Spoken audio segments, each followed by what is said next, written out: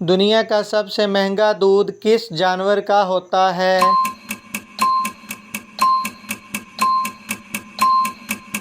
जवाब है गधी का। वो क्या चीज़ है जिसका सर नहीं वो फिर भी टोपी पहनती है?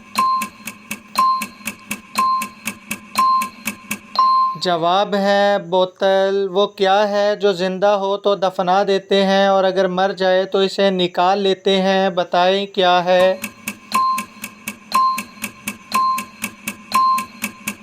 जवाब है पौधा। वो कौन है जो बड़ा पैदा होता है और वक्त के साथ छोटा होकर मर जाता है?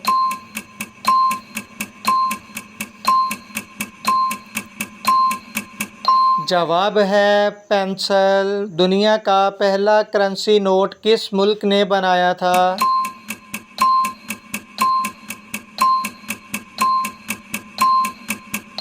जवाब है चीन ने। दुनिया का सबसे छोटा फिल कौन सा है?